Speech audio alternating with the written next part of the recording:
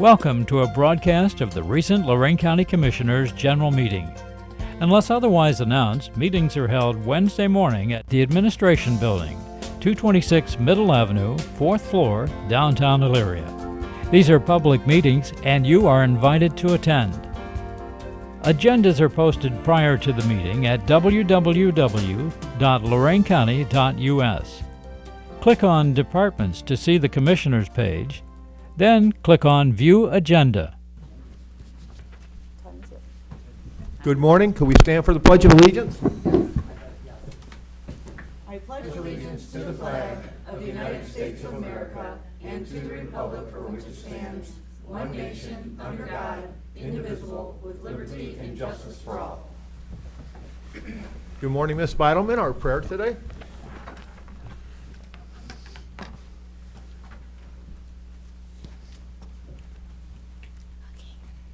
Dear Heavenly Father, I come to you in the mighty name of Jesus, thanking you and praising you for Lorain County.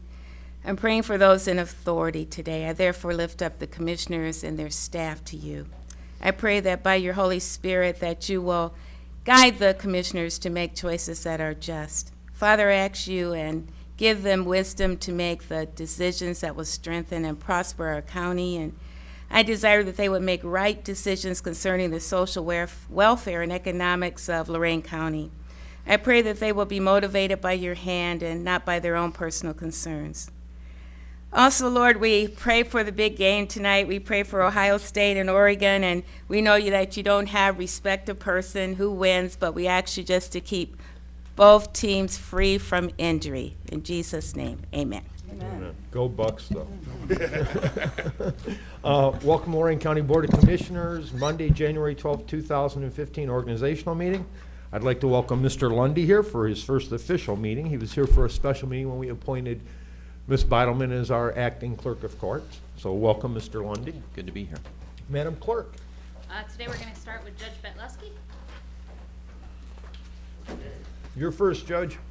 Thank you very much for your, over here. Either one, wherever Either you're one. comfortable. Thank you very much for your, the willingness of the commissioners to put us so early on the agenda. Today's my criminal day, and I have probably about 50 or 60 pretrials across the street and a handful of sentencings as soon as I leave here, so thank you.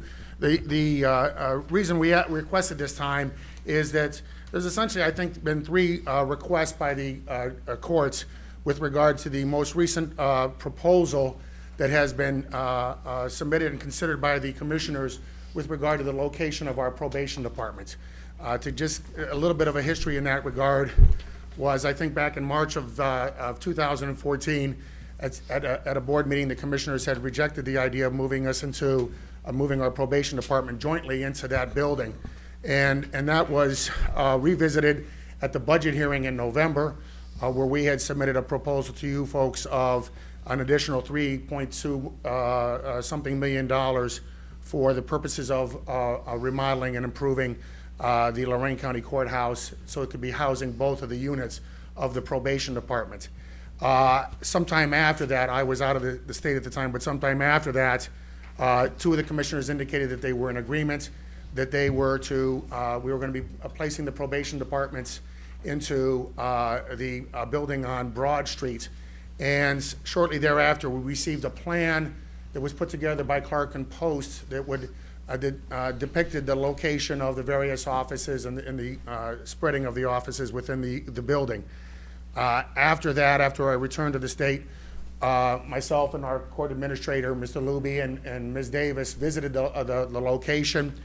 There were a number of issues that we discussed with Ms. Davis at that time and had issues about, questions, one of them the primary being that although there was some small amount of information as to square footage on a couple of the different offices, in particular I think they were conference rooms and the lobby, there was no real information contained within the drawings that we received and that we forwarded on to the court's architects for us to analyze what kind of office space was being used, how was it being addressed, et cetera.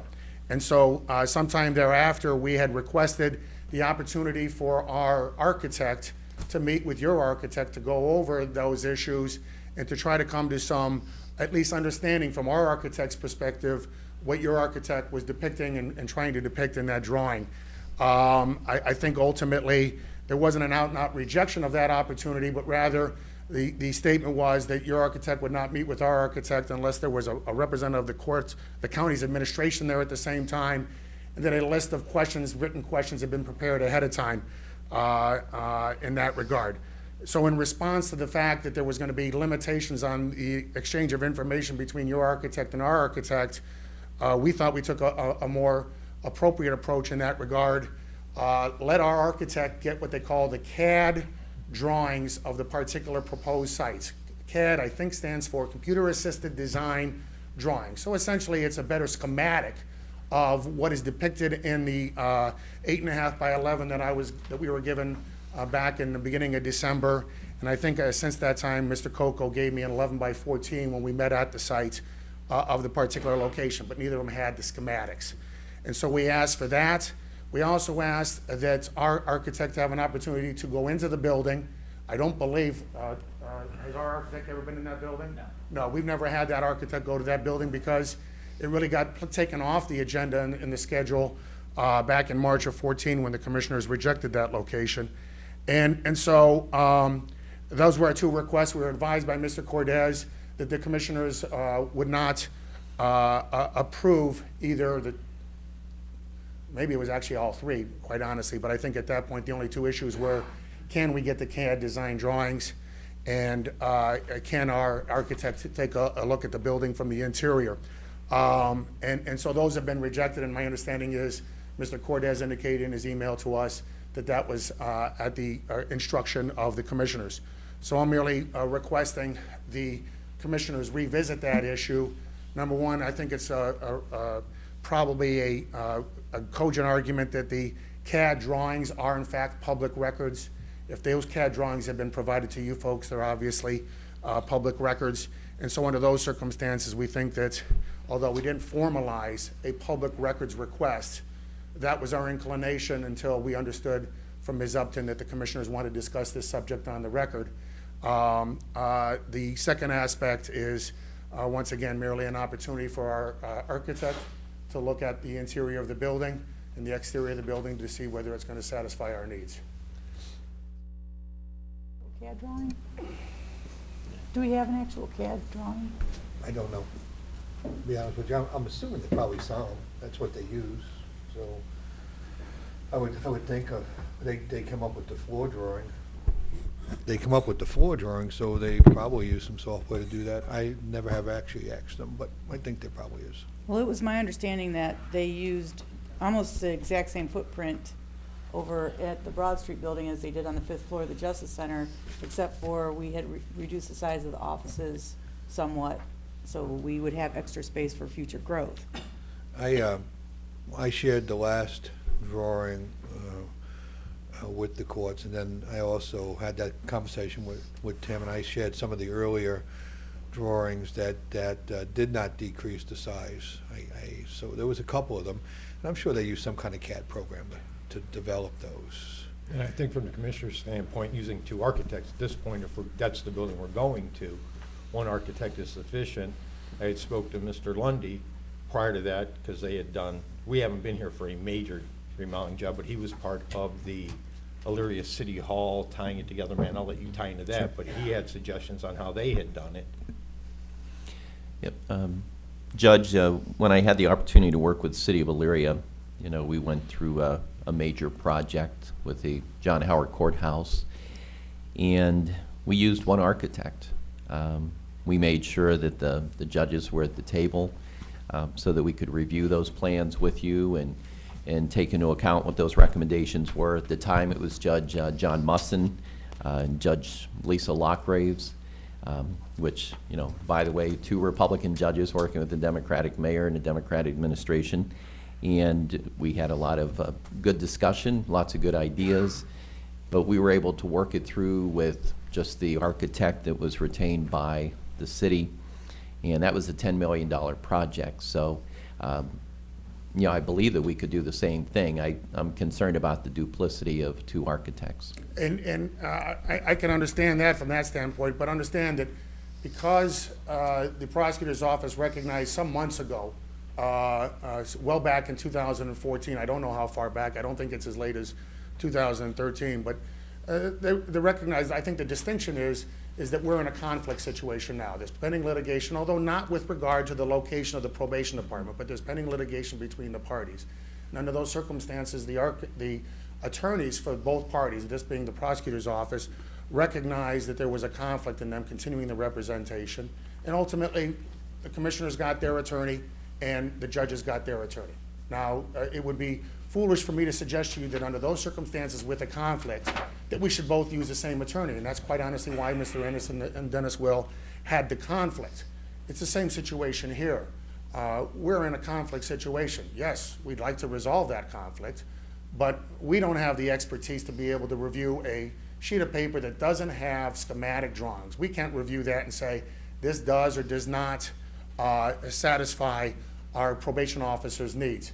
The other aspect of it and the difficulty is that drawing that we gave you of the 5th floor of the courthouse was done with an analysis by our architect as to what our office needs, what our employee needs were within the probation department. I have no reason to believe at this point in time that information was ever presented to Mr. Coco as to what our people needed or might need with regard to the performance of their job. And so that we're not certain that your architect would have been able to even address that issue.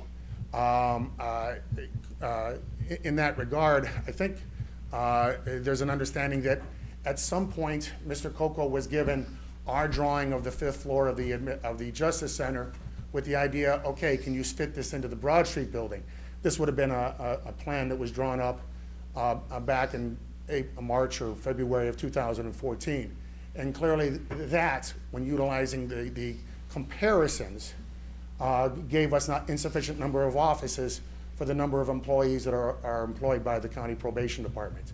And so the plans as presented to you folks back in March, or at least 2 of you folks, in March of 2014, indicated that the Broad Street building was not adequate for our needs.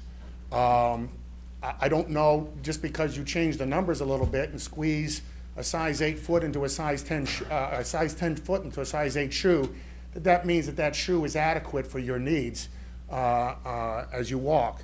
And so it's a similar situation here. How are we able to compare what Mr. Coco did compared to what our needs assessment was done when the proposal for the 5th floor of the Justice Center was first presented? I'm pretty sure that the square footage is the same in both locations.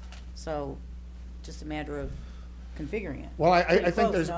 No? I think not, number one. And number two, the other issue is, for example, one of the advantages of using the 5th floor of the Justice Center was with regard to lobby space.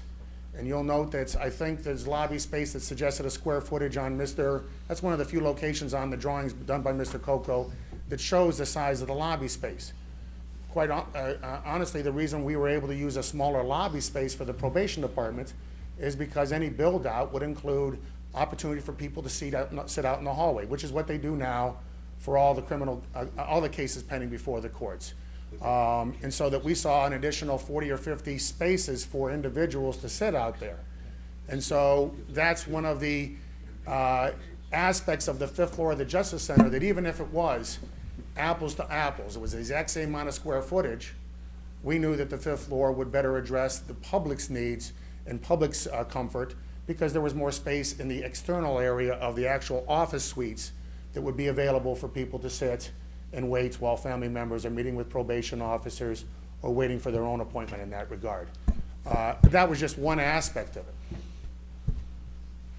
So I think Mr. Cortez is suggesting to us that, no, it's not the same size shoe. I think the shoe at Broad Street is different than the shoe on the 5th floor of the Justice Center. And so that obviously raises some concerns with us. But the fact of the matter is, I think I told you folks at the time of the budget hearing, and I know Mr. Lundy, I think, was here, although not necessarily serving in the capacity as commissioner. To a great extent, if you folks tell us where to go, we got to go there, as long as that space that you're telling us to go satisfies the reasonable needs and expectations of the department. We can't evaluate. Let me just say that, yeah, I suppose if you wanted us to be, and maybe it's the lawyer in us, but the fact of the matter is I seek accuracy. I can tell you as I look at those drawings that I've got issues. I can tell you that. But my architect may tell me, well, yeah, you got an issue about this, but look how they addressed that. And I don't know whether you've addressed the concerns that I see immediately when I look at that drawing.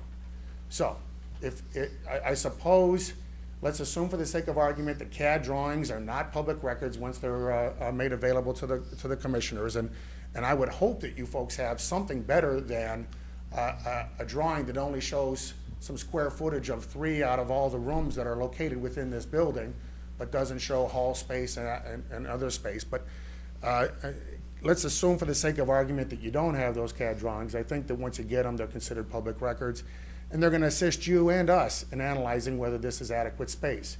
I think the issue with regard to the availability of that building is we're not interested in our architect doing this job.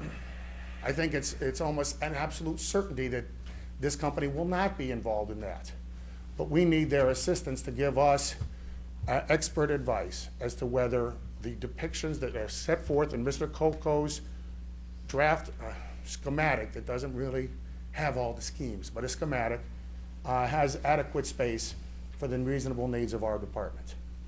You don't think Mr. Coco is capable of doing that, meeting with you and your staff, Judge? I think Mr. Coco is your architect. I think I have a great deal of respect. I've had a great deal of respect for Clark and Post. Bob Post and Jack Clark and I go way back with our family, as does Mr. Coco. I have a lot of respect for Mr. Coco. I have no problem with you folks using Mr. Coco. I just don't know what information you provided to Mr. Coco with regard to that. And since we have been limited by you folks, as I understand it, in having any communications with Mr. Coco regarding what he did and what he had in order to do that, we thought the next logical step, if you're going to stop us from talking to Mr. Coco without somebody there being there and without the questions written ahead of time, okay, let's forego that. Just give us the CAD drawings and let us look at the building. No, you can't have the CAD drawings, and no, you can't look at the building. Do you folks want us to give you an intellectual and intelligent response to your suggestion that this building is sufficient for our probation department needs? Because if you don't, then your decisions with regard to all 3 of those issues are perfect for that mentality. On the other hand, if your mentality is, we need to find out whether this is going to work or not, then either open it up more for intercommunication or open it for an inspection so that we can do that. If I could, I certainly believe in a liberal interpretation of public records and open records, and it certainly would be my opinion that it is in fact public record, whether you call it, CAD drawings, whatever it may be. So we need to make those available to you if we haven't. And I also believe that I understand opportunities have been afforded or provided previously for a meeting to take place with the architect. I guess I would extend that to you again, that I'd like to see us use the Elyria court model and have you come into the room, sit down with our architect, look at what we have. It's all public record anyhow, and hopefully save on any expense of having to have 2 architects. Everybody talks about lawyering up. I don't know if there's such a term as architecting up, but Maybe engineering up. Yeah, engineering up, whatever it may be. But the duplicity, I think, is that's a little bit hard, I think, for the taxpayers to embrace. I'm sorry, I didn't mean to interrupt. I wasn't looking up, so I wasn't certain if other commissioners wanted to respond. Okay, I assume not. I don't necessarily disagree with you, although I think to a certain extent, some aspects of that is the horse is already out of the barn in the sense that we're involved in litigation.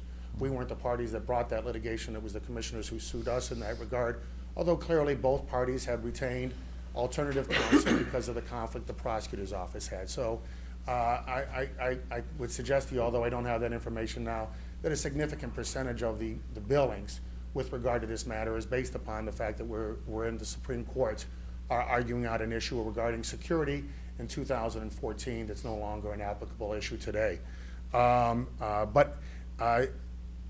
So part of the mindset with regard to this is maybe even be prior to you filing your application or your request for nomination to be on the commissioners, because it may stretch all the way back to 13 in that regard. All we're looking for is an analysis. We're not looking for protracted disputes regarding the architects. All we're looking for is, what is it that we really have? Do we understand that? And even though I have been involved in a remodeling project in my home and a building project regarding a home, I'm not going to hazard a guess that I'm sufficiently sophisticated and knowledgeable to be able to tell you what those drawings truly show and whether it works or not. And that's why I think we need that availability. All I can say is that your position there is inconsistent with what we've heard so far. They wanted to limit the contact with Mr. Coco. They wanted no opportunity, you wanted no opportunity for us to review the CADs, and you don't want our architect involved at all in analysis of that. And I would suggest to you would be, quite honestly, in light of the litigation between the parties, that would be more consistent with you're not going to let us hire our own attorney when the prosecutor's office has a conflict. I would tell you that your explanation as to how you'd like it to go is very consistent with how it went in 2002 through 2004 in the construction of the Justice Center. Right. There was not two sets of architects. We There was should one be able to architect, duplicate that. but we weren't disputing with them. Did we have some disputes about, or were we unhappy about some of the decisions being made? Yes, but they never got to the level where we thought the law gave us any kind of authority or power in that regard. And so it was, we swallowed it, took it like men, you know. So, but be that as it may, this is a slightly different situation because of the ongoing dispute between us with regard to that location. I think also there's a little bit of concern that this building was off the agenda since March of 2014.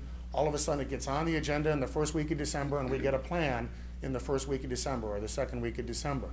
That seems one of the concerns we have is that because we know that you've sent out letters indicating you want to proceed with a request for quotes or request for I think it's architects or engineers to solicit you folks for the work on the job.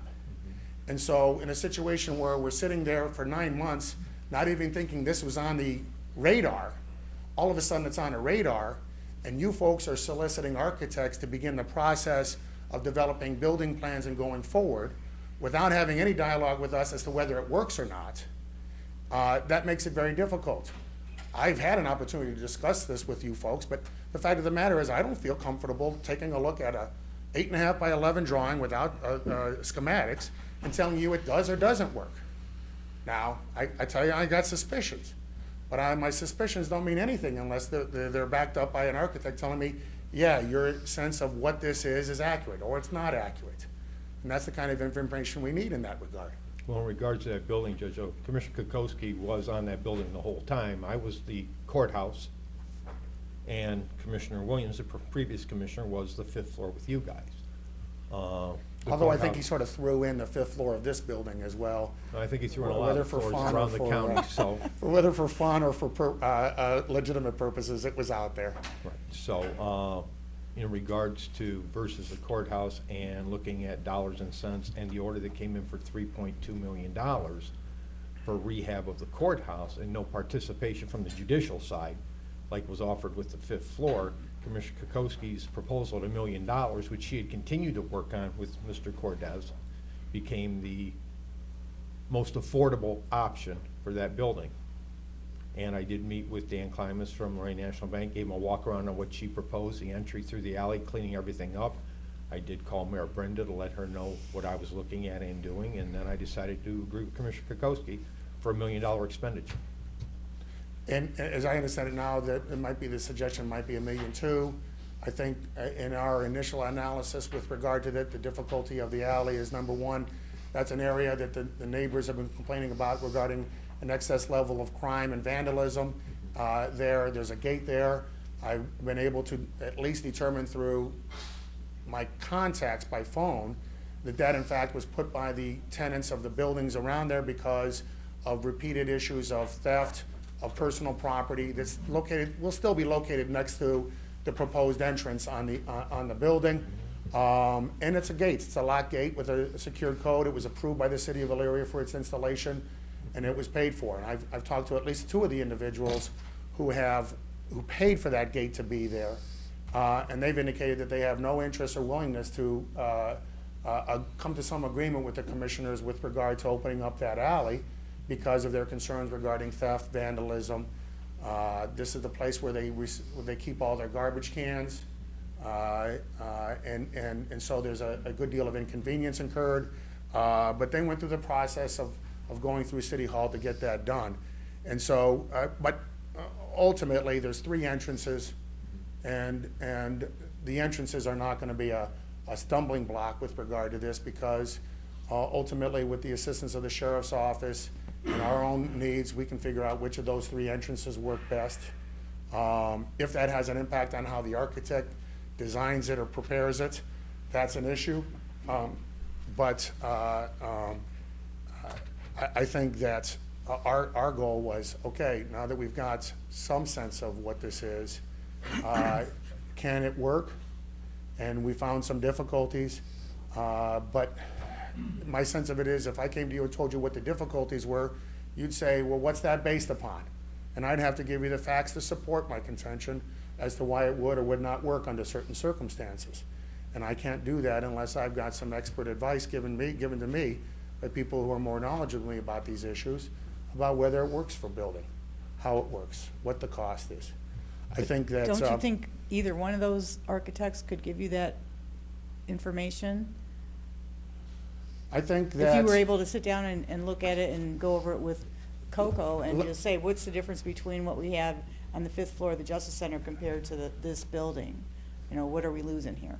Well, I know, for example, you can see it, you're losing 600 square feet for the offices, I know that. Our space had 3,600 square feet for offices, yours had about 3,000. That's a simple math issue. I can handle that, but that doesn't answer the question, okay, with those offices smaller, do they address our needs, do they not address our needs? Are they all that same size, are they different sizes? My understanding, based upon my conversation with Mr. Coco, was, listen, this didn't work under the plan for the 5th floor of the Justice Center. Try to fit those offices into this shoe. And if that's the case, then I have some significant difficulties trying to seek an expert analysis by Mr. Coco when he wasn't asked to do an expert analysis to begin with. He was just told to put this into this box. And if that was his instructions, as opposed to, let's see what they need, well, then that's a dilemma. And so all of a sudden, I'm seeking out some sort of expert advice from a person who I don't know that they've done the legwork as ours did. I think also to address Mr. Kalo's position, I think there's other aspects of that discussion. First of all, I think the dollar amount was $900,000 because you folks told us that going into that building was going to cost us $900,000. I think since that time, the dollar amount is $1.2 million. It's unclear at this point whether that's going to go up or down, but that certainly is a consideration as to how we view that offer of paying everything but the $900,000. It certainly was discussed by the judges at the last judges meeting. And so ultimately, it sort of leads me to the third issue that I've discussed with you folks in November and then followed up with correspondence in December. The fact of the matter is that if we're going to push forward without us having an opportunity to really analyze what's being done, then we're going to get into round 2 of the litigation. I've told you that whatever happens in the Ohio Supreme Court will have no impact whatsoever on issues as to where this probation department is going to be located. The only issues before the Supreme Court now was Judge Burge, and maybe it's unclear because they haven't allowed you to amend your complaint yet, but both sides have argued it. The other issue was Betlesky's order regarding security in that building appropriate, or at least was it lawful? If the Supreme Court tells us that Judge Burge's order was not lawful and the Judge Betlesky's order was not lawful, okay, then you're not going to have an obligation to pay us the $125,000 that we paid to the sheriff. If they say the other thing, then of course you'll have to pay that, is my impression. But more importantly, it's not important in the grand scheme of things. And my goal is, as I said in November, and as I said in my letter, is let's get this mediated, let's resolve these issues, because these are global issues, whereas the issues before the Supreme Court are very specific and very minute. Security or not, and who's to pay for it. From my standpoint, if the approach the commissioners are going to take in the new year is We can't let you talk to our architect unless you got written questions ahead of time, and one of us is there to witness the conversation. If you're not gonna let us go into the building, and you're not gonna let us look at the CAD drawings, then I will tell you, you are guaranteed, whatever your decision is, unless it's the 5th floor of the Justice Center, there will be litigation. And I will tell you that you look at the bills, my guess is 80 to 90% of those bills all came after we were sued by the county commissioners. And so whatever those dollars are, duplicate it. We don't want to duplicate it, but we just want to keep the roads of communication open. Whether that mediation is done through a hearing here or done in a conference room with all of us there and the doors open so that the press can be there, doesn't matter to me. The issues that you folks had regarding mediation, such as having all the judges there, don't do anything to enforce your orders. I've done nothing to enforce the orders. And the judges, as I indicated in my letter, are all in agreement they'd be there, even though they're not parties to the lawsuit in Columbus. And so I keep on thinking, we've acquiesced to your demands regarding mediation. I request again in writing and personally to mediate this. And ultimately, after 2 weeks of trying to prod an answer out of your attorney, and not this attorney, I'm talking about Mr. Cahill, we hear, no, we don't want to mediate it. You don't want to mediate. You don't want us to see the architect and ask him questions by another professional. You don't want us to see the CAD drawings. Folks, hell-bent for litigation. And if you want us, let's not spend it on the buildings, let's spend it on litigation. Fine, then we'll all be the favorites of the lawyers in town. But that's not my goal, except on election year. It's a new year. Hopefully, we can work towards getting this accomplished. Mr. Cortez had mentioned a spirit of cooperation the last time we talked about this issue with the judges, and that is what I hope we can achieve, a spirit of cooperation so you guys can see and be comfortable with the Broad Street building. So, Mr. Cortez or whoever, we need to give them a copy so they can see what we have. The only thing I would disagree with you on, Ms. Kokoski, is your last comment was a spirit of cooperation so we can see that the Broad Street building is the right building. I think to open up the concept to a spirit of cooperation would mean that everything theoretically is on the table, not necessarily, oh, we'll see the light and how correct you guys are with regard to that building. And so the spirit of cooperation is a two-way street, at least in the courts. Yeah, and I guess just to recap, Judge, that, I certainly believe that these records by the architect are public record. You should have access to them. I would once again want to extend you the opportunity to meet with the architects and talk this through. As I said, the Elyria model seemed to work well. The Justice Center model seemed to work well, so I would encourage us to do that again. Do I want a good work environment for the employees? Absolutely. And but when we deal with things in life, everything has guardrails around it. We used to talk about that in Columbus all the time, guardrails. And in a case of a building, even the 5th floor has guardrails around it because you can't blow a wall out on the 5th floor. And the building that we have to operate with only has so much space, so you have to operate within those parameters. But we do want a good work environment for the employees. And something that was not brought up this morning is that we can never lose light of the fact that we have an old courthouse that needs to be preserved. And I would still hope that, and I've mentioned this to you in the past, that the judges can find a way to set aside some funds to help with that effort. I know my colleague, Commissioner Kalo, has talked about the need of forming a foundation of some sort so that we can save the courthouse.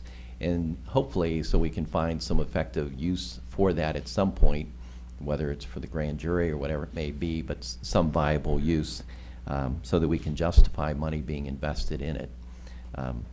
But I would certainly hope we start the new year by trying to find a way to get to the middle, not having to pay all the legal bills, not having to have 2 architects.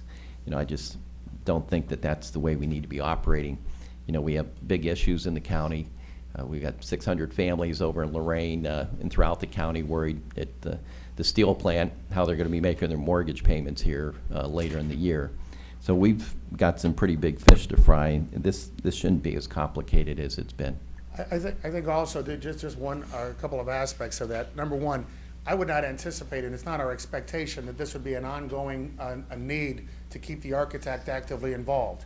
We need the architect to analyze what was submitted and give us a response as to whether it did or did not satisfy the needs of ours. And we have to consider it separately.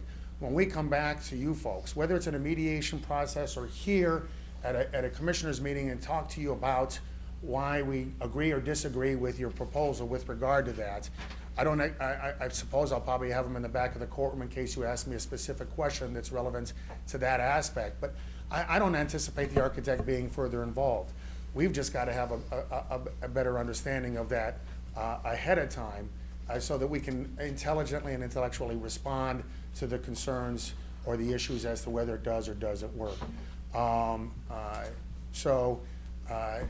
To the other issue, the latter issue, I think I've talked to at least two of you, and I know that Mr. Kayla, although I don't think we've talked about this issue, at least I don't recall us talking about that, but I know I talked to Ms. Kokonski and yourself with regard to the issue of what do we do with the old courthouse wherever we go. If it stays there, well, we know what that answer is, I suppose, at least based upon our budget proposal.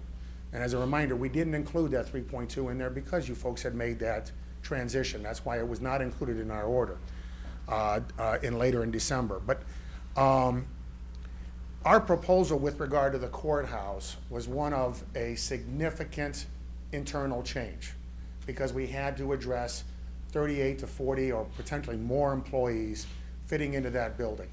And so that building was done with the idea that a lot of walls were going to come down on the inside, there was going to be a ceiling on the outside, and the first floor and the second floor were going to be turned into essentially office suites.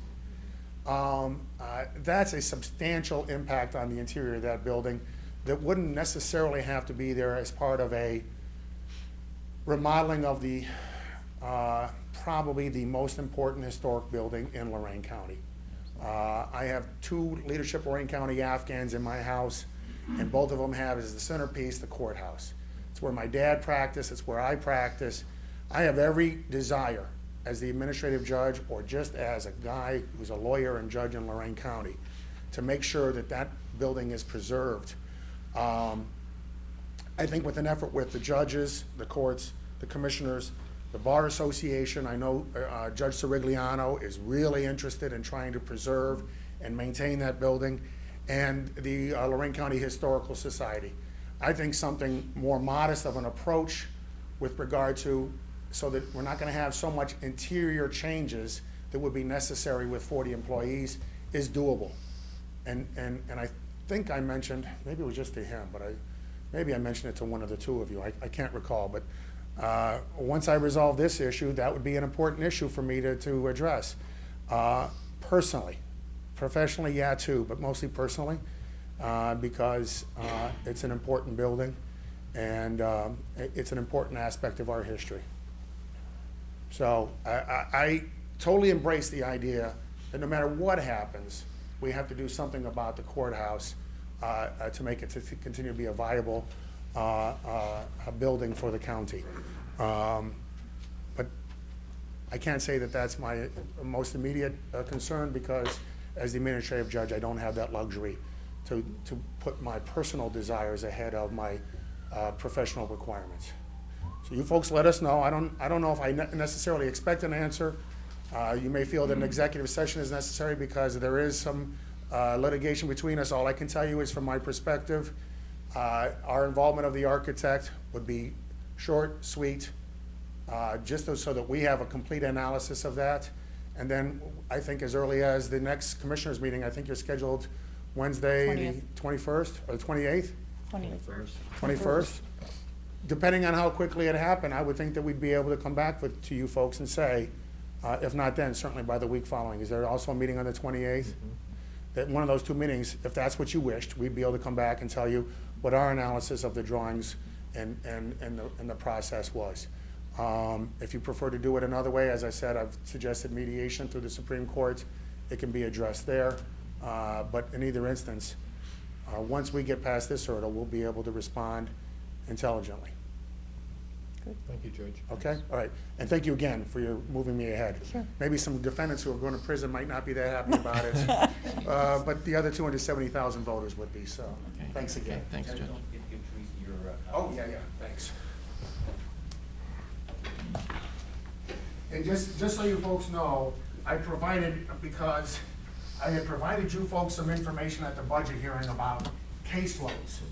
And so I was asked about that, and so I promised providing that information, and I've given each of you folks a copy of the caseload information since 2008, and also the caseloads for our probation officers. Understand, as a comparison, I see that maybe they're not all active cases, but I also point out to you, when I assumed the bench in '99, our probation officers on an average about 55 to 60 active cases. They are in the range of 90 now, which means essentially that they have a 50% caseload increase for each of them. Thanks, folks. Thank you, Judge. Madam Clerk? Okay. Never. A lot of typing to do. Yeah. Under resolutions, number 1, elect the president of the board for the year 2015. I would move to elect Lori Kukowski as the president of the board for the year 2015. And I would second that. Any further discussion?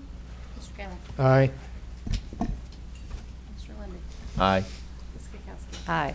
Okay. Thank you. You're in charge now. I'm in charge. You're I'm in the charge. boss. It's yours from now on. It means I gotta sign a lot more documents. That's right. Yeah. Elect the vice president of the board for the year 2015. I would make a motion to elect Matt Lundy as our vice president. I would second. Any discussion? Mr. Kayla? Aye. Oh, wait. That's all right. Ms. Kowski? Aye. We're gonna get through this. Mhm. It's a change. Mr. Lundy. Aye. Mr. Kayla? Aye. Okay. Adopt Robert Rules as parliamentary procedures to be followed at all meetings in 2015. So moved. Second. Discussion. Ms. Kowski? Aye. Mr. Lundy. Aye. Mr. Kayla? Aye. Provide each Wednesday of each month at 9:30 a.m. as regular board meetings for 2015. So moved. Second. Discussion. Ms. Kowski? Aye. Mr. Lundy. Aye. Mr. Kayla? Aye. Provide the first or third Tuesday of each month at 9:30 as a regular board meeting days for 2014 for public hearings. 15. 2015. So moved. Second. Discussion. Ms. Kowski? Aye. Mr. Lundy. Aye. Mr. Kayla? Aye. Appoint Commissioner Kukowski as 911 Review Board Chair and various members for 2015. So moved. Second. Discussion. Ms. Kowski? Aye. Mr. Lundy. Aye. Mr. Kayla? Aye. Appoint the president to various boards. Lorain County Data Processing Board is going to be Lundy. Audit Review Board, Records Commission, Solid Waste Policy, Board of Revisions or alternate, Lorain County Children and Families Council, which would be Mr. Cortez, and Safety Committee will be Lundy. Did you want me to do the solid waste, or do you I'll want to do do solid waste? We're in the middle of doing the plan, Okay. yes. Okay. So can we amend it to Yep. read Mr. Kayla for solid waste? Yep. And then also move. Second. Any further discussion? Ms. Kowski? Aye. Mr. Lundy. Aye. Mr. Kayla? Aye. Authorize commissioners and county administrator to utilize the county's Lorain Visa credit card for the year in the amount not to exceed $5,000. Expenditures are for work related to include CCAO, NACO conferences, and for such items as food, lodging, telephone, gas and oil, minor vehicle maintenance, and emergency repairs of county-owned or leased vehicles. So moved. Second. Discussion. As always, you don't need to put me on that resolution. Right. Excuse me? Don't need to put me on that resolution. It says commissioners also. It does, but if you remember right, a few years ago, even though I carry the county credit card and I occasionally book rooms and things for the commissioners, the auditor's office wouldn't allow me to do that unless you were mentioned in the resolution. Oh, okay. So you're not actually going to get a credit card. I know you don't want one. Right. I don't know, Commissioner Lundy. Yeah, for the record, I have no plan of using one. No So, intention. so the credit card that I use to book travel when you guys go to the conferences or something, if you're not, again, if you're not mentioned in the resolution, they won't pay the bill. I forgot that. I do remember that now. Okay, so, So we're on it, but we won't get an actual card. Correct. Correct. well, you're eligible, you'll be using my credit card. I just want to make sure that they make the payments to the credit cards. Last time, it took several months and quite a bit of prodding to get the bill paid. Okay. Okay. Ms. Kowski? Aye. Mr. Lundy. Aye. Mr. Kayla? Aye. Job and Family Services bills? So moved. Second. You know what? That needs we no longer do that. What? Job and Family Services bills, we put them under bills last year. I forgot, so we're not doing that no more. Okay. Investments, So moved. Second. discussion. Ms. Kowski. Aye. Mr. Lundy, Aye. Mr. Kayla. Aye. Appropriations, So moved. Second. discussion. Ms. Kowski. Aye. Mr. Lundy, Aye. Mr. Kayla. Aye. Transfers, So moved. No, second. Sorry. discussion. Learning my new role here, sorry. Ms. Kowski. Aye. Mr. Lundy, Aye. Mr. Kayla. Aye. Advances and repayments, So moved. Second. discussion. Ms. Kowski. Aye. Mr. Lundy, Aye. Mr. Kayla. Aye. Requisitions, So moved. Second. discussion. Ms. Kowski. Aye. Mr. Lundy, Aye. Mr. I just Kayla. want to say, Aye. poor Matt, he saw the stack of Yeah. requisitions this big, and he thought he had to sign Yeah. each and every one of those. He was Exactly. staying up late at night, I think, thinking, oh, I'm gonna get later. Yeah, I came in to sign Friday and Thursday night. I'm thinking my arm's going to be not attached to my body after I sign all those things, but it's just the ledger I was signing off on. Right, and just so you know, it's not usually that heavy, so it'll lighten up after. What starts the Few purchase, weeks. open purchase orders for the year for all the Exactly. departments. We Yeah. did that with City of Elyria as well. Under bills, So moved. Second. discussion. Ms. Kowski. Aye. Mr. Lundy, Aye. Mr. Kayla. Aye. Unless you want to do it under my report, but we need to amend the agenda to include travel. Yeah, we could do that. So moved. Second. So travel, Travel. Mr. Kayla, or Ms. Kowski. Aye. Mr. Lundy. Aye. Mr. Kalo. Mr. Kayla. Aye. Woo. Wow. Got to retrain them every I year. know. Well, you've been president for a couple of years. Yeah, now, Yeah, so it's so always it's like, been, blah, blah, blah, you're blah. usually, yeah, she's like, yeah, Gotta read. used to be Yeah. first always, so. Authorize various personnel actions as indicated on the summary sheet for employees within jurisdiction of Lorain County Commissioners. Mr. Cordez? Thank you, Madam President. Haven't been able to say that for a few years. I know. Mr. Kalo was hogging the spotlight.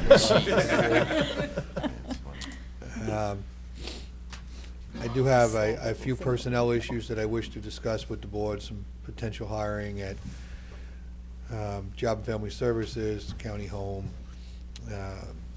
maybe a few other departments. I'll have to go through the file.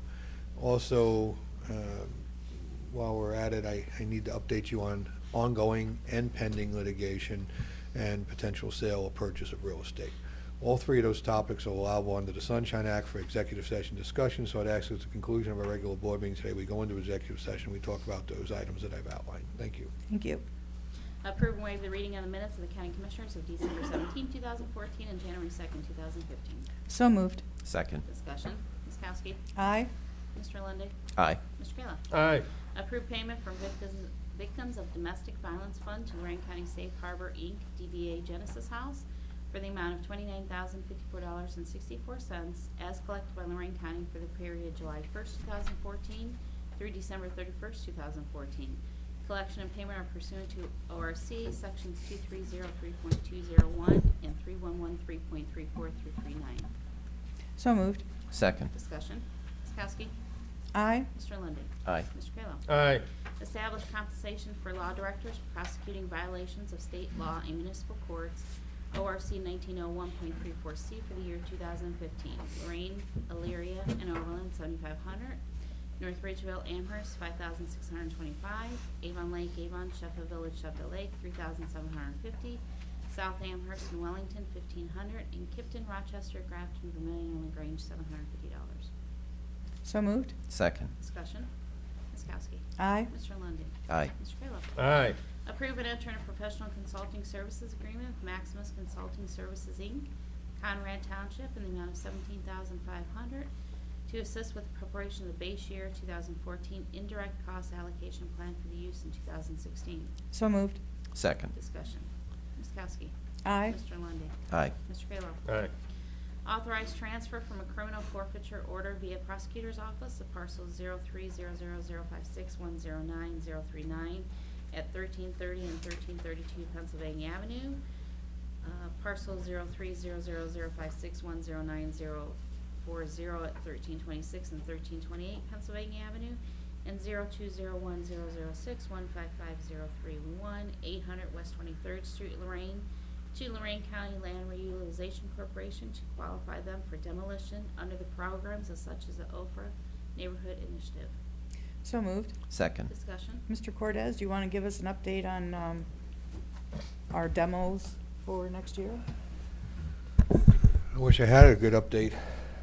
We're working at it.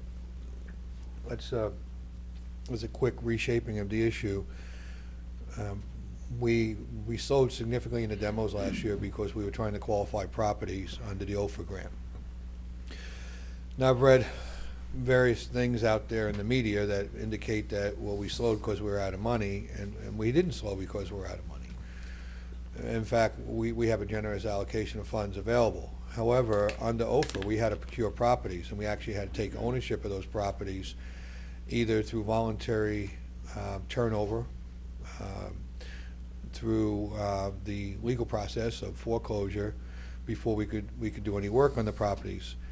If we continue to demo houses and put liens against the properties, we may have lost those homes to local monies being used to do the work rather than federal monies being used to do the work. So we slowed that process to qualify as many homes as possible under the OFA program, under federal monies that we want to bring into this community under that grant. Once we have determined certain homes don't meet the qualification for OFA, we can demo those. But it's a lengthy process. The folks in the prosecutor's office and the courts are working diligently towards moving them as quickly as possible, but it's slow and it's painstaking. Right now there's 75 or 80 homes in the queue working their way through the legal system. One that is mowed down with requirements that don't allow expedience to get these properties transferred over to the county so that we can demo them on the OFA. We are looking at other options.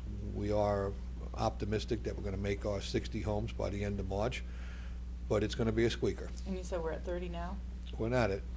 We, I can speak to that. I was in a meeting Friday with the court and also with one of my colleagues at the prosecutor's office to try and figure out where we stood on the schedule because of the change in the law that requires that we go through the foreclosure process rather than just placing a lien on it.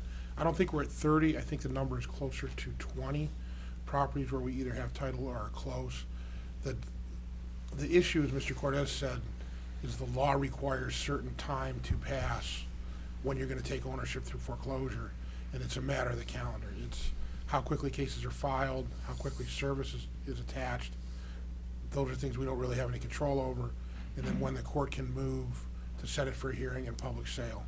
All of that has to happen before we can take title. There are a number of properties in the queue that should achieve more than 60 being titled to the county. When that happens is really going to be dependent on how the schedule works out. But the process is moving along. The court, we had a long meeting, far too long of a meeting in my opinion, on Friday trying to set up how this is going to work and how we can move the process through, and we'll Right, this doesn't mirror the old process, where it's just a matter of having the nuisance declared and then. Yes, it's a whole different, it's a much more complicated process because the idea is now that we take title, which requires that we go through the foreclosure statutes. What we're finding out, and I think other people are finding out, is the law of foreclosure was not designed necessarily with this kind of project in mind. So we're running into issues where you have houses that have been abandoned or vacant that are taking longer than the statutory time limits would suggest. We will take donations, though. We can talk, I think maybe some of that stuff we probably should talk about in executive session as well. Thank you. Right. That's Yeah, exactly- we're gonna get into- that's exactly where I was going to go. Yeah, with donate this. some houses. Yeah, I can tell you where we are, but if we're gonna talk about how we're gonna get there, maybe we should talk about it in the executive session. There's a few things I really don't want to discuss right now that have some overtures into litigation issues. But I will tell you this, that I'm still optimistic. We're deploying tactics to gain the homes we need. We've done everything that the land bank and the port can to get enough of them into the queue so that they can be processed. We're not going to find fault with what the folks are doing. We're just going to tell you the system is what the system is. And I told you that we were going to get those 60 homes, and I was still going to go for that. Unlike Mr. Howard Hughes when he said that if his plane didn't fly, he'd leave the country. I have no intention of leaving the county if we don't get 60 of them, but I'm still feeling real good about getting those 60 homes, and I will brief you more on the other tactics that we're going to deploy over the next 60 days when we're in executive session. This was by criminal, we got this because of, was it like a drug house or something?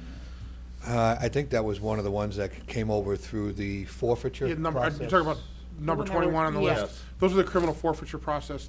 I think those are two different parcels. That's separate and apart from what we're talking about now. All right. Yeah, these, if there's one thing I heard a lot of feedback about last year was residents talking about how thrilled they were with the land bank. This is a program that when I was in the legislature, we were finally able to put together so that other communities could actually do it, not just Cleveland or some of the major urban communities. So I'm thrilled that we're doing it. It has become a little bit more involved as far as what needs to be done to meet requirements. So I would just urge individuals to be patient as we work through a kind of a more complicated process. But this is transforming neighborhoods, it's transforming communities. I know even the mayor himself, Mayor Chase Rittenauer over in Lorain, said if we could maybe get down another 300 houses, he'd love to have all the money, I'm sure. But if we could get down another 300 houses, that would just greatly change the city of Lorain. You know, Commissioner, I think the funding is, over time, is going to be there to be able to do that. Ohio crafted some really great legislation when they did the land bank. It was some of the best legislation I've seen come out of Columbus in a long time, because it really empowered the group to be able to do work that before you had to operate under so many different regulations trying to get there, and it collapsed them all into one overarching piece of legislation. There's still a couple problems, though, when we get federal dollars, because they impose those federal guidelines. The last funds we had were really good funds. We were able to get in there fast, strike quickly, knock some homes down, defeat the crack houses and the public safety issues, and people wanted that kind of response continuously. Again, we have the money. We will be back in that kind of urgency mode after we qualify the necessary houses for the federal funds. Money isn't going anywhere. It's sitting. And in fact, you know, we did $1 million on notes that we're using. Another thing about this grant, we have to pay to play. So we have to have cash flow to fund a lot of this work and then do the draws on the cash flow of a few $1 million. So again, I want everybody to come away with a comfortable feeling. I'm still highly optimistic that we're going to meet that challenge. Well, the land bank is one of the few pieces of legislation that return local control for impacting our communities, and it's something that we've been very successful at. Just remember, we got to hit our goals here so we can access that $3 million and start tearing down homes. So Lorain, Elyria, whatever community, we need to tear these down so they can. Nothing anybody else could have done would have No. moved this any faster. quicker. No. And we know who I'm talking Right. about. Okay, you know, we've had a critic out there that seems to think that if we hire them, they could do a much better job.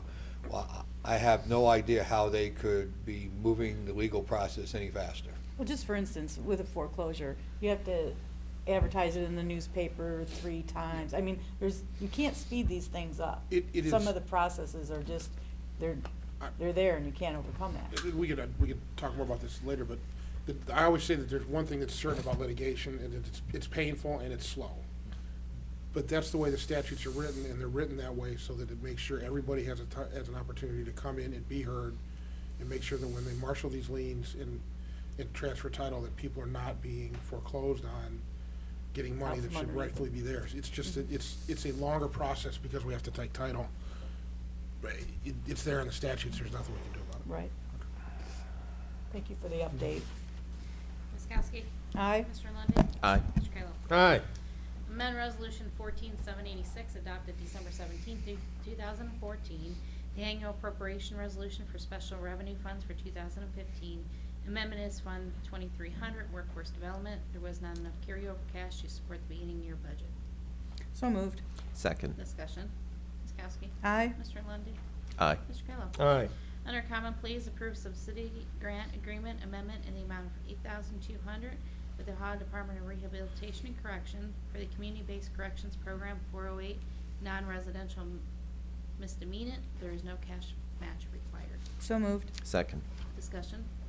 Ms. Kowski. Aye. Mr. Lundy. Aye. Mr. Kayla. Aye. Under the engineer, authorize posting of load signs that state weight limit reduction by 25% on various county roads for the thaw and moisture period in accordance with the Ohio Revised Code 5577.07, effective February 1st through May 1st, 2015. So moved. Second. Discussion. Ms. Kowski. Aye. Mr. Lundy. Aye. Mr. Kayla. Aye. Proceed with the force account for normal and general maintenance and repair during year 2015 on the county roads for safety of the traveling public. So moved. Second. Discussion. Ms. Kowski. Aye. Mr. Lundy. Aye. Mr. Kayla. Aye. Approve and enter a construction engineering agreement with CT Consultants, Mentor, in the amount not to exceed $24,265 to provide the coordination, construction, administration, and inspection services for LOR CR 12, 1.59 Butternut Ridge Road Resurfacing Project, Carlisle Township. Project will be paid 80% by Federal Highway Administration through NOACA and 20% through OPWC grant in the engineer's office. Authorized engineer to execute on behalf of the board with prosecutor's approval as to form. So moved. Second. Discussion. Ms. Kowski. Aye. Mr. Lundy. Aye. Mr. Kayla. Aye. Under the sheriff, receive and file annual report in accordance with the Ohio Revised Code 325.31 on the fees due and unpaid for more than 1 year prior to January 1st, 2015 in the amount of $2,449,354.77. So moved. Second. Discussion. Sheriff, are you here to talk about this or just, no? Okay. Ms. Kowski. Aye. Mr. Lundy. Aye. Mr. Kayla. Aye. Mr. Cortez. Thank you, Madam Clerk. I'd just like to welcome officially Commissioner Lundy to his second meeting, because we need to have a special meeting to deal with some housekeeping issues early on. I think that we're looking forward to a very productive year. We got a lot of work ahead of us, and some of it we talked about earlier. And there's sewers and stormwaters and houses to be torn down and communities to be redeveloped, and the future looks pretty bright for Lorain County. So with that, I have no additional comments. Thank you. Mr. Petticourt. Nothing at this time, thank you. Did you want to call for an executive, though? Do you need At this anything point, in Litigation? executive? Yes. We'll need an executive session to discuss the things that Mr. Cortez referenced earlier, and I assume we'll do that at the end of the meeting. Commissioners report. Well, I want to wish the Buckeyes luck tonight. Hopefully I could stay up long enough to watch them. And speaking of that, Ron's niece, Juliana Missouri just got accepted to Ohio State, so great Very job. nice. She applied to 4 colleges and she was accepted to all of them. She had her choice. She's a beautiful very girl inside and out, and real smart too, obviously, so. Just want to thank the sheriff over the break. I did tour the jail. Andy Lobenthal gave me a really in-depth tour of every nook and crannies, and I know we do have some issues that need to be resolved over there, but I feel really, really grateful for the guys that work there. You know, that I would not want to do that job. I have their capital list. I've been working with Jack on that, and we'll be getting together here in the next few weeks, picking some projects that'll go underneath those notes and bonds that we're ultimately going to do. So we've had the communication. Now we need to just get some action projects going. Yeah. I think we should just make the prisoners paint every day. Just paint, paint, paint. You know, 'cause Well, I know, it's pretty dingy. now I know Jack from his days when he was a corrections officer, and he kept them pretty busy. Yeah, yeah. Give them all a paintbrush and a roller. That's the end of my report. So much has gone on. I just don't even, gosh, it's been a long time since we've been here. I'm glad to be back at work, actually. And everybody stay safe on the roads. There's a lot of snow out there today, so be safe. Thank you, Commissioner. Congratulations on becoming president of the board. Thank Welcome you. again, Mr. Lundy. Mhm. Looking forward to a very productive and busy 2015. Enough boards to sit on and chair this year and everything, so it's going to be one of those years. Go Bucks. You're the president of NOACA this year, right? Yes, and I will become chairman of Team Lorain County in June, and I've just been appointed on the Commissioners Association to be on public administration of how elections are run. They moved me off of the, Wow. I'm gonna have the Imagine attorney facilities fees. manager widen the door frame to get your head. no. Wow, okay. Somebody help carry all my paperwork. Jeez. But yeah, it's gonna be a very busy year, so looking forward to it. Commissioner Lundy? Thank you. Yeah, it was an interesting first day. I think I got to Mansfield before I realized that I didn't have to go to Columbus today, so I turned around and came back here. 8-year habit's hard to break, right? So, just wanted to thank everyone who made possible the swearing in that took place in this chamber, especially Sandy. Thanks for all your help coordinating everything. And also want to thank Judge Batleski for swearing me in. As I jokingly said before, maybe he'll be swearing at me in the Yeah. Has he future, swore but at you since then? no. No. And Pastor, Give him time, yeah. Pastor Cunningham for offering up a very inspirational prayer at that ceremony, and John Hunter, who helped to MC it as well too. My dad was here along with my brother. Mother's recuperating in the hospital. I know on TV you're always prone to say hi, Mom, right? So hi, Mom. Hope we can get you out of the hospital here real soon. Attended the Speak Up, Speak Out community meeting at Lorain City Hall on Saturday. That was very informative. Everyone there always does a great job. Superintendent Tom Tucker doing a great job with the schools over there.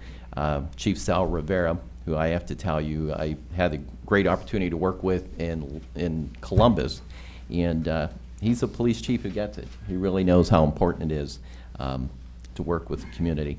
And then Mayor Rittenauer, who always has a lot of great projects and has just done amazing work in his first term as mayor of the city of Lorain. So that was very informative. Saturday also, the Elyria NAACP installed their new officers. That was a very nice event there, and congratulations to the new president of the Elyria NAACP, Dee Tolbert.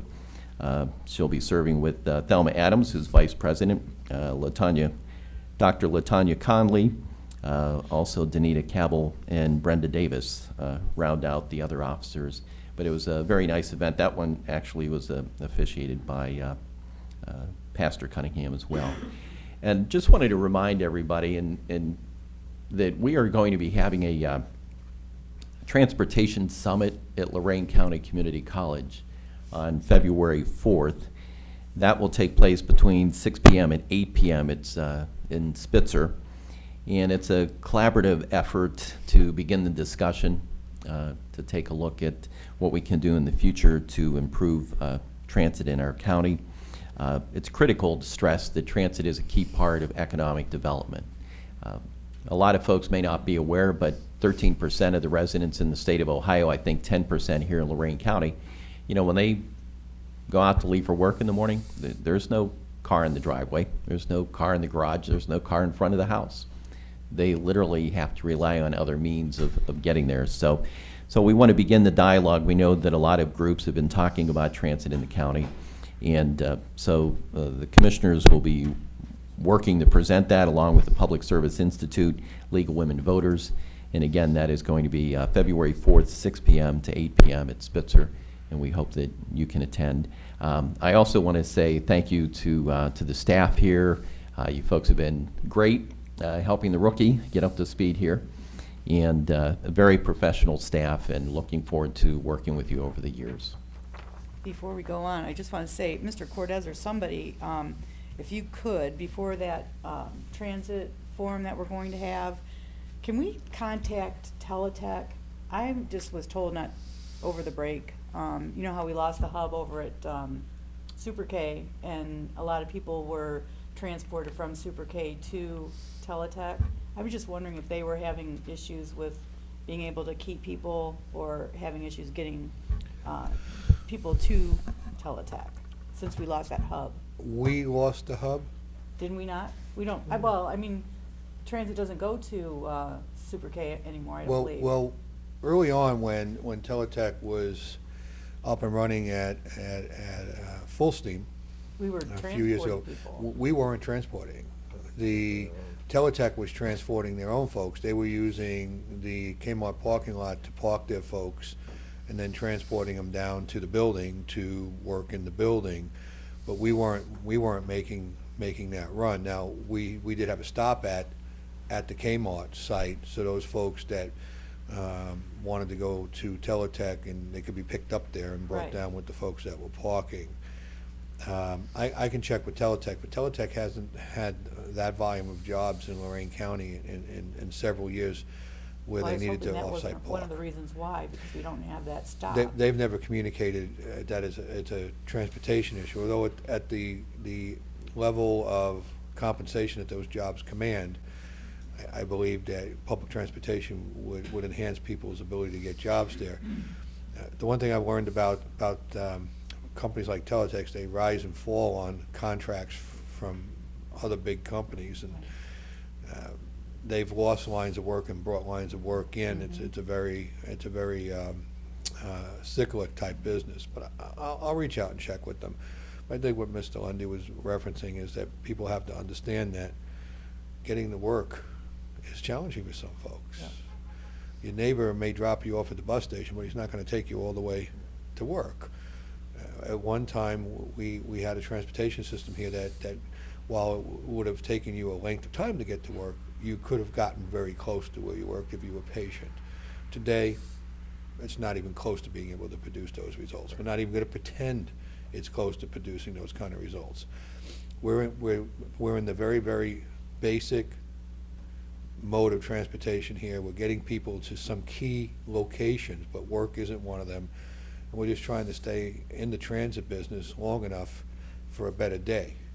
But let me also tell you what Mr. Lundy wasn't here when I've been giving these different talks out here over the last year or two. Our money going forward is significantly decreasing. Even tomorrow, if a levy passed, accessing new funds could be challenging. We were unable to spend almost $6 million, and we have another $1.2 million in jeopardy by the end of June. Your allocation is several years out on the federal government. So as we've been turning dollars in, the future ones have been dropping. So when you lose $5 million, you've actually lost $10 million, because that's $5 million you don't get in the future. So stepping back into transit is not going to be as simple as getting a levy passed. It's going to take some time when the funds come in, and then we'll have to accumulate some funds, and then we'll start reapplying. The only good thing is that other people having as much problem spending some money that we have had. So maybe it'd be time that we thanked another entity for getting us some buses as they've been thanking us. So the problem has to be attacked from multiple angles, just not one. But getting people to work would certainly get them off of some assistance. Most people want a hand up; they don't want a hand out, and we got to make sure that hand up is sufficient to make them self-sufficient. Yeah.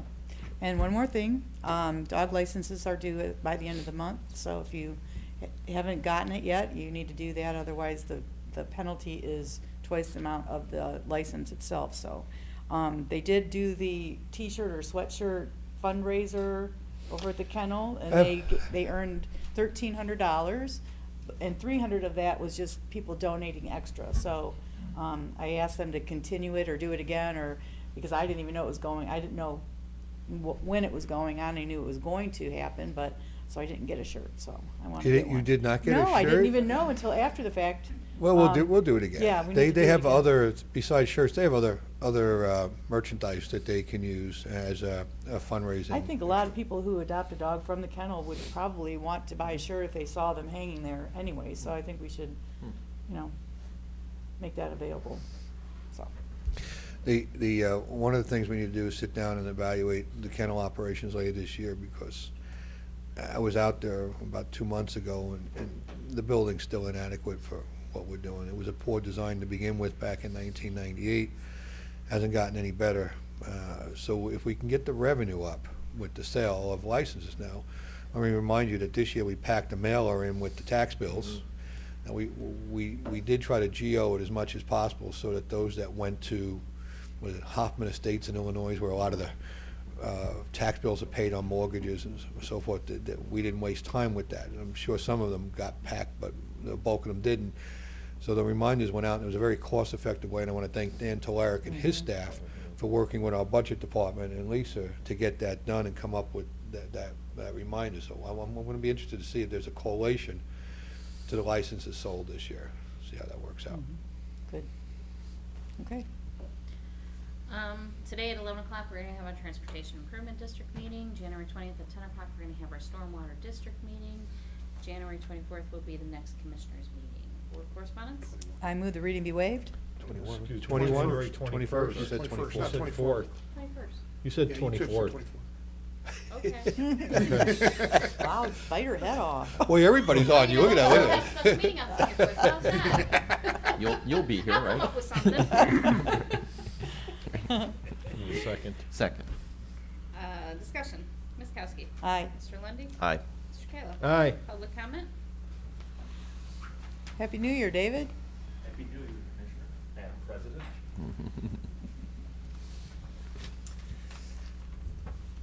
David Ashenhurst Oberlin, congratulations, Madam President, Mr. Vice President, and Member. Member. well, but Mr. President of NOACA. Yeah. And I, Just a member. Lowly member. I read the article in the Morning Journal about what you were all looking forward to, and I'm not only looking forward to Lorain County getting good service out of NOACA, but I hope the whole region does, and I hope some of it has to do with public transit and not all with paving everything. Commissioner Lundy, I think you'll find we're as frustrated with Columbus from here as you were from there. So, and I look forward to that. I wanted to ask just a little bit about perhaps Commissioner Lundy's involvement with the County Commissioners Association, which would serve, it seems to me, the county commissioners and our county very well, since he, like Daniel Troy and a few others, knows both ends of that process and representing us in Columbus. And with Commissioner Kalo so tied up with NOACA, I just hope there's a role for you in that association, even not as, you know, a chair or an officer or something, but being active in it. Obviously, the president is going to be serving on so many boards here in town that that's not going to be possible, but so much that goes on at the county level here depends on sensible legislation and regulation and budgeting and stuff in Columbus. I do look forward to a time when we get some of that really straightened out. So I hope that all happens this year. Really, I haven't been into NOACA in a long time, but I'll be interested how that goes. I haven't been there since Howard left. You know, so You ought to come, we have a great director. Grace's doing a great job, we can change how we do. All the board members are involved now. It was quite a, well, I'll be interested, and I remember going through the apportionment question and who was serving and things like that, and that was interesting. Commissioner Lundy, for years, we had a squad of us from Oberlin as sort of the Sunshine Squad. Great attention to public records issues, open meetings, things like that. One of the things the legislature did before it left was, Attorney General DeWine's office made it easier for people to get public records and open meetings training online, which is great, but the fact that you can still delegate it to people who aren't in those positions, you would think that you would make that a requirement now that it's so easy to get it, that the public officials themselves get the training. I know when I was serving on city council, in order to get some kind of grant, we all had to go through emergency management training, and we would never be called upon to do that, but we did it to get the certificate, to get the money. You would think that now that they have that training so easily available, more public officials would get it. So I'm looking forward to seeing you in action. We won't be here as often as the old Oberlin squad was, but I don't think. But if we need to be, we will. So thank give you. Elizabeth our best. Best, Yeah. really haven't seen her. Hope she's doing better, David. She is. Is Good. she? Rick Kruick, Kipton Village, congratulations to everybody. I just wanted to point out what may or may not have been to me, it was a glaring omission I didn't hear any talk about the coffee budget being reinstated here for the meetings. I'll make the motion. Add the newspapers to make Brad happy. Yeah. Second. And also, I had a question about the transit system. Doesn't that fall under the federal government's attempts to fix the infrastructure in this nation? And shouldn't there be funding available from the federal government to help us There is out? funding available, Rick, but you have to have local match dollars to access that funding, and Lorain County hasn't been able to access that funding for years. Since recession hit, we quit putting funding into our transit, we haven't been able to grab as many dollars back. How much of a Can I match? Jump right in. amplify that? Let's not forget the fact that the state of Ohio has done a pitiful job, and I Yes. want to say pitiful Yeah, we're job 48th in the nation in funding at, public at transit. putting money into public transportation. And it's really challenging because in most states, there's a lot more state money coming to the local governments to assist them to offset the cost and the burden on the taxpayers locally. Remember, all the money that goes to Columbus, a good portion of it should be coming back to us somehow for different programming, and it's not. Right. And the more that they now have a surplus down there, and rather than putting it into public transportation, they've gone back to the old pork barrel capital projects in the communities, while we're suffering less local government funds returning, less money coming through various programming to support transportation, and I could go on and on and on. We need that money to come back here. Well, not it's got a stay rainy down day fund too, isn't it? That's That's- swelling and not coming back. Over $1 billion. there. Well, is it over $1 billion now? So. It's snowing, it's not raining, but But the we state of definitely need Ohio it. needs to do a better job on funding public transportation at the local level and being our partners with that. I don't even care if they take it over, as long as they do it. 48 out of 50 states, Right. and what's our size? We're like 11th largest 11th? state in the country. It's not a really good track record. Not at all.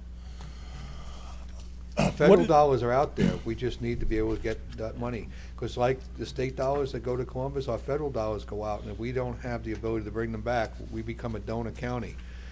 I don't know about anybody else, but I'm tired of being a donor county. I want to be a recipient. I want somebody else's money for a change instead of them getting ours. I want to be like That- Erie County when I grow up. Is that federal money dollar for dollar match, or is it a smaller percentage? Well, some of it's even better. Some of it's dollar for dollar, and sometimes for every 20 cents we put in, we get 80. Well, okay. FTA money, FAA money is 90-10. So we need 10 cents to get 90 cents returned to Lorain County. We're very challenged in getting those local funds. Now, is this including an interest, intra-urban as well as an interurban? Because we have a problem with both, not only in and around, the major cities, but the smaller towns and villages and even the townships. There's a lot of people that could benefit and need this service. Is there any plan to accommodate any of these people if we get down when to it? transit was up and running in a much larger capacity in the early 2000s, we were running transportation lines all the way down to Huntington Township and back up the Route 58 corridor, which stops in Wellington and other areas. Now, we weren't out all the way into Brighton and Pittsfield, but there was Kipton, but there was still better access to the main corridor lines, and they were utilized pretty well. And of course, the fair time, the lines were used extensively during fair time. So there is a need, but the more rural you get, the more deadhead time you have, and the more lag time, and it gets much more expensive. This also helps with the air pollution problem. The fewer cars you have on the roads, the more public transportation you have available. There's a benefit there. Is there any money from the EPA to help this? Not really. The one thing is, most times federal dollars can't match federal dollars. So you run into a real issue with other federal programming being able to amplify those resources. Every time we lost local support, we lost it twice. Farebox doesn't count as a local dollar match. So any money that comes in off of Farebox for transit cannot be used for a match against FTA dollars. So that hurts you right there too. And a lot of times we had folks that were getting, that had dollars, they would buy tickets for their consumer groups, such as mental health, job and family services, workforce development. But that didn't help us match to amplify those dollars. And we met numerous times with those groups, and where we fall down locally ourselves is trying to get them to take an investment in transit, rather than just say, well, if you put the bus out there, we'll buy tickets as we need. It has to be an investment. And that's going to be our challenge going forward, to try to get those stakeholders to invest before, rather than just buying a ticket. It comes down to the local participation, Rick. In the state of Ohio, without local dollars, it's very difficult to run any transit. Cuyahoga County charges a 1% sales tax that goes directly to RTA. So they have plenty of matching dollars to provide the system. They get 1% sales tax. We can't get a quarter to we run got the a county. we got a half for operations, a quarter for the jail, and have been rejected routinely at the ballot Right. for other assistance. And they have 1% just for transit. Just for transit. So the money, the matching funds, would have to come out of the general fund or a special tax for that purpose? Or all the communities can always participate. Actually, the federal government don't I care had those talks where with the all dollars the come from, as councils. long as you have them. You know, we went for the entire road show and everything else, trying to get local communities to participate. They take the money from anywhere. What about the private sector? They also benefit. The only community that's actually stepped to the table Is is Oberlin, and they have been good partners, and they bring money to the table. Avon Lake used to bring some. They found it somewhat challenging up there, but they were good partners for a while, and then we were with Vermillion for a little while. Once again, let me say, they don't care where the dollars come from, as long as they're not from Farebox or other federal programming, and they'll match those dollars to help us here with our transportation needs. As far as the private sector goes, I have met with businesses before, and they have indicated their problems sometimes getting people to work, but they don't believe that it's their responsibility to build a transit system. Not just getting people to work, but people go to spend money at the stores. I mean, there's a lot of retail. Believe it or retailers. not, when the mall was up and running very well, I want to say 15 years ago, they actually didn't want the buses on the mall property, because they saw it as a hardship to them, having the buses there, and then people would take the bus there and they would spend the whole day at the mall, but they weren't actually good consumers and spenders at the mall. So they didn't see it that way. Okay, well, thank you very much. I hope you'll, be able to attend the summit. I'm sure you will, and, we have lots of things you brought up that need to be worked through. I was I really agree. disappointed when they discontinued the whole transportation thing, and Richard Henney had to go to New Jersey or wherever he ended up, and because I was getting involved back in those days, and just disappeared. So, thank you. Thank you. Anybody else wishing to address the board? Seeing none, I move that we go into executive session as outlined by the county administrator. We will not go directly in there. We're going to have our Transportation Improvement District meeting first, and then we will actually go into executive. Second. Second. Ms. Kowski. Aye. Mr. Lundy. Aye. Mr. Kayla. Aye. This has been a broadcast of the recent Lorain County Commissioners' General Meeting. Unless otherwise announced, meetings are held at the Administration Building, 226 Middle Avenue, 4th floor, downtown Elyria. These are public meetings, and you are invited to attend. Agendas are posted prior to the meeting at www.loraincounty.us. Click on Departments to see the Commissioners page, then click on View Agenda for a printable copy of the agenda.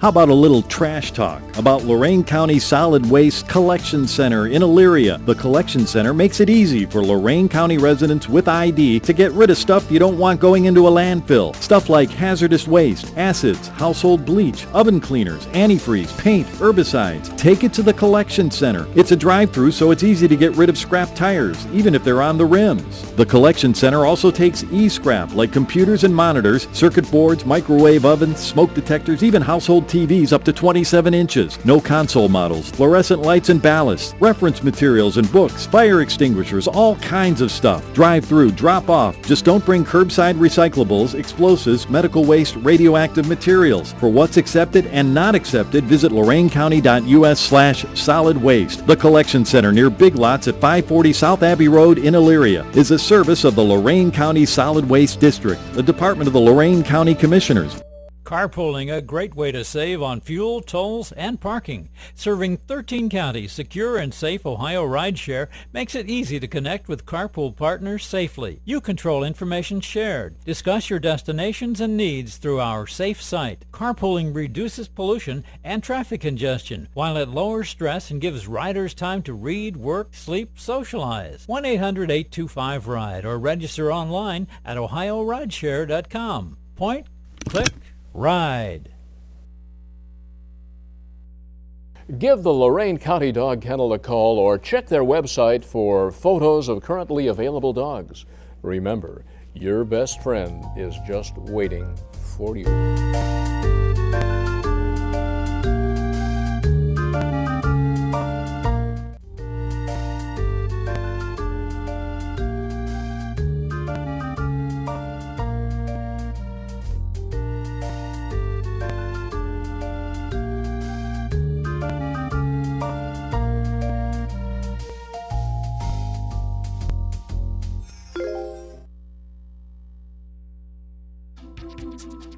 We load up an 18-foot trailer,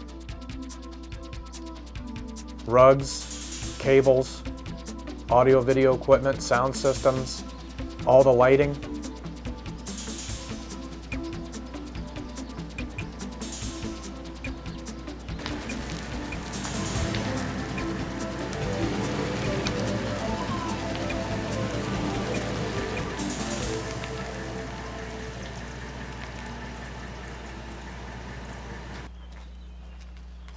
Then we have the task of hauling everything out of the trailer and taking it into the gymnasium or lunchroom or whatever large multi-purpose room they have for us.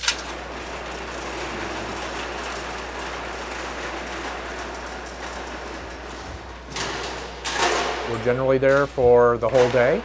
If we're going to be back at the school the next day, we can leave our equipment still set up. If we're going to be at a different school the next day, then we have the job of removing it from the multi-purpose room and taking it back to the trailer, loading up the trailer, and locking it up and calling it quits for the day. It started in January 2007 with CERTS, which is Safe Routes to School. And Ken had an idea to develop the Safety Star program. It has escalated to the point where, as of this year's date, we have seen 38,000 students in Lorain County. County Engineer's Office is quite proud to announce that the Safe Routes to School program has been initiated throughout Lorain County. We're very excited about this. To help these children from grades K to 4, teaching them to walk the street safely is very important to us. We've seen statistics that quite frankly shock us. Many times we read and see stories of pedestrians being hit by automobiles in Lorain County, and it just tears my heart to see these children from K to 4 part of that. This program is to stop that, to help diminish those type of situations, and educate these children on crossing the street safely. And we're quite happy to announce. We bring safety to the school. We're self-contained. We have all the mock simulations of scenarios such as busy intersections. We have all the roads, movie screens, our audio-video system, streets, sidewalks, grass, working traffic signals, working railroad signals, and we bring that all to the school so the student does not have to leave. To make sure that all the lights, bulbs are working.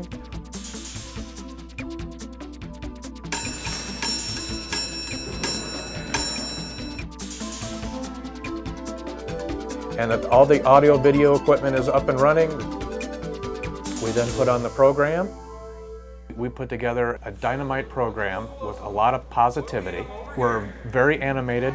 The students enjoy it while they're learning an important rule about safety. When we ask questions, we ask for group participation. It's never just one student answering the question, it's everybody answering the question together. Are you ready? Teachers included. We make learning fun for everybody. We show two short films. One is Willie the Whistle, and Willie the Whistle teaches kids in a simple format the correct way to walk with parents, aunts or uncles or any other family members that are responsible adults to cross streets where there are no stop signs or where it's just stop signs and no traffic lights, and to cross streets where there are parked cars, what to look for, when to cross, when there are cars parked along the sides of the street. And again, it's all basically looking left, right, and left. When the short film is over, we generally teach from what the kids just watched. And those are the scenarios then we go over with our mock setup. We go over basically what the video has just gone over. And then we let the kids apply what they just learned to doing it in real life to our mock simulation that we have in the room that we are performing in. Everybody leaves at the end of our program with a great feeling, knowing that all they have to do is look left, right, and left again, and they're going to be smiling for a good long time. I would highly recommend this program to all administrative principals in every school system. And It's a very good program. I believe in it 100%. I've had students see me at the mall or see me at a carnival or a festival and come up and say, I remember you. You're the safety guy. You're Mr. Neal. And the first question I ask them, what are the 3 ways you look before you cross the street?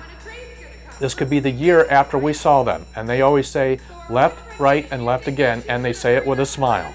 So I know our program works. Because you did a good job today, at the end of the day, you're going to get to go home with the yellow safety star bag. Okay? The fun part.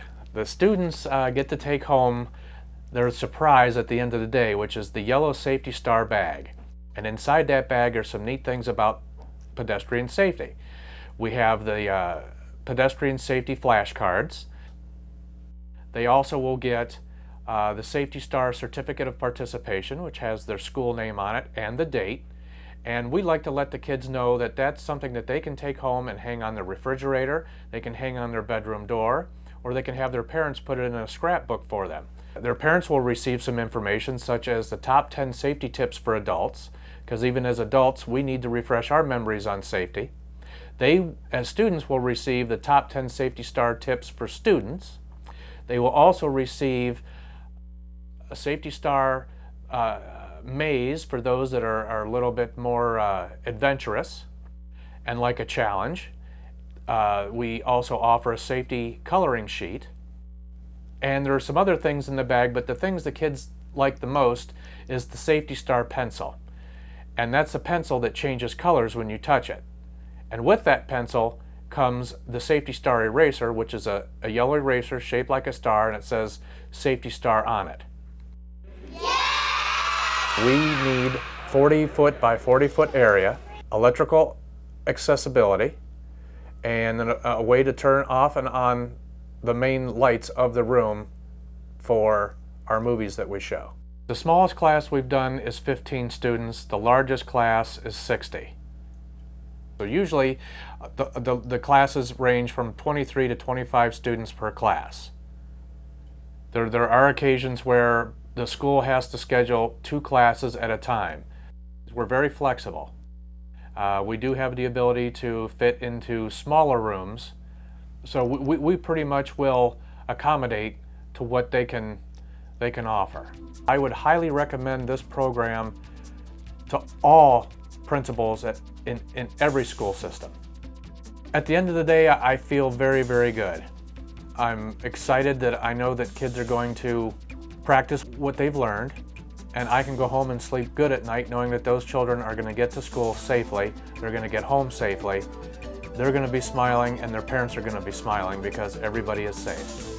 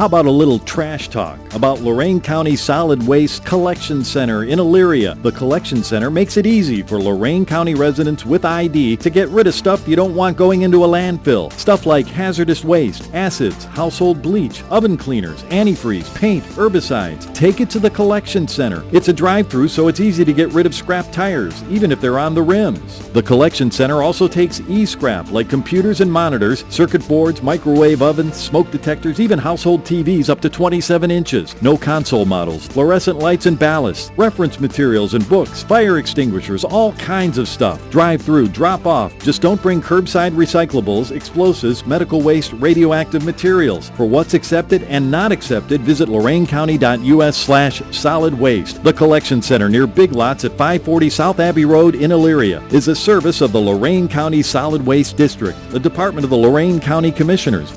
Carpooling, a great way to save on fuel, tolls, and parking. Serving 13 counties, secure and safe Ohio rideshare makes it easy to connect with carpool partners safely. You control information shared. Discuss your destinations and needs through our safe site. Carpooling reduces pollution and traffic congestion, while it lowers stress and gives riders time to read, work, sleep, socialize. 1-800-825-RIDE or register online at ohiorideshare.com. Point, click, ride.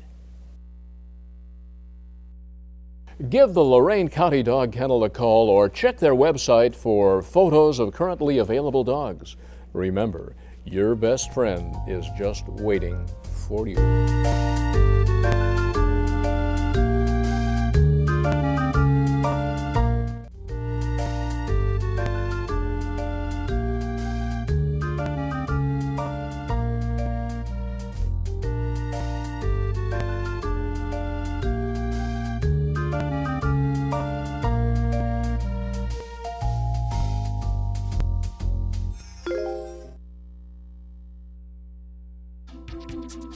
We load up an 18-foot trailer,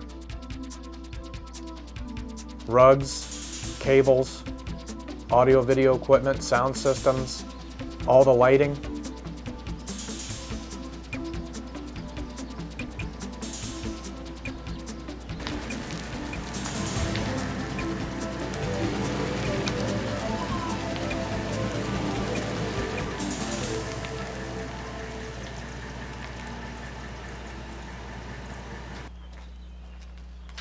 Then we have the task of hauling everything out of the trailer and taking it into the gymnasium or lunchroom or whatever large multi-purpose room they have for us.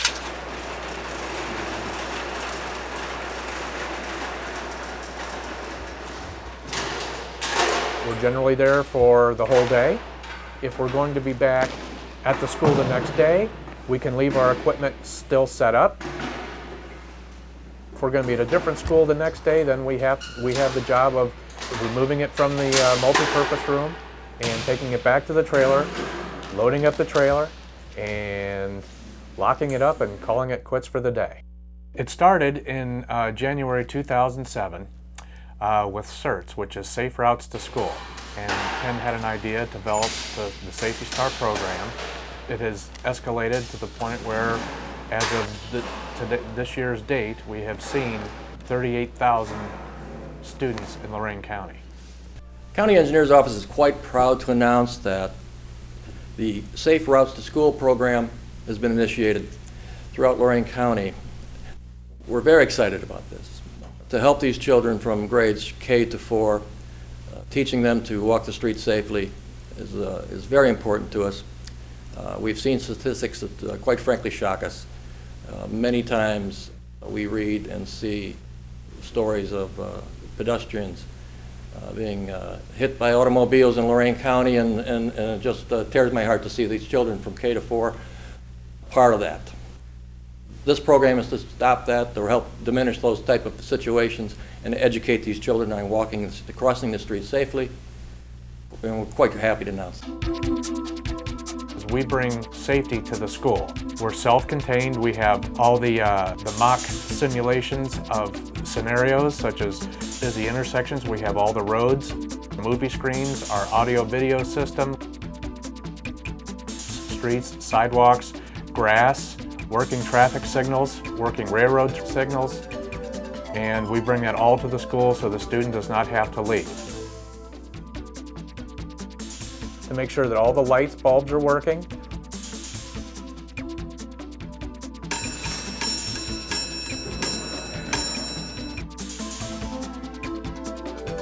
And that all the audio video equipment is up and running. We then put on the program. We put together a dynamite program with a lot of positivity. We're very animated. The students enjoy it while they're learning an important rule about safety. When we ask questions, we ask for group participation. It's never just one student answering the question, it's everybody answering the question together. Are you ready? Teachers included. We make learning fun for everybody. We show two short films. One is Willie the Whistle, and Willie the Whistle teaches kids in a simple format the correct way to walk with parents, aunts or uncles, or any other family members that are responsible adults to cross streets where there are no stop signs or where it's just stop signs and no traffic lights, and to cross streets where there are parked cars, what to look for, when to cross, when there are cars parked along the sides of the street. And again, it's all basically looking left, right, and left. When the short film is over, we generally teach from what the kids just watched. And those are the scenarios then we go over with our mock setup. We go over basically what the video has just gone over. And then we let the kids apply what they just learned to doing it in real life to our mock simulation that we have in the room that we are performing in. Everybody leaves at the end of our program with a great feeling, knowing that all they have to do is look left, right, and left again, and they're going to be smiling for a good long time. I would highly recommend this program to all administrative principals in every school system. And it's a very good program. I believe in it 100%. I've had students see me at the mall or see me at a carnival or a festival and come up and say, "I remember you. You're the safety guy. You're Mr. Neal." And the first question I ask them, what are the 3 ways you look before you cross the street? This could be the year after we saw them, and they always say left, right, and left again, and they say it with a smile. So I know our program works. Because you did a good job today. At the end of the day, you're going to get to go home with the yellow Safety Star bag. The fun part. The students get to take home their surprise at the end of the day, which is the yellow Safety Star bag. And inside that bag are some neat things about pedestrian safety. We have the pedestrian safety flashcards. They also will get the Safety Star Certificate of Participation, which has their school name on it and the date. And we like to let the kids know that that's something that they can take home and hang on their refrigerator, they can hang on their bedroom door, or they can have their parents put it in a scrapbook for them. Their parents will receive some information such as the top 10 safety tips for adults, because even as adults we need to refresh our memories on safety. They, as students, will receive the top 10 Safety Star tips for students.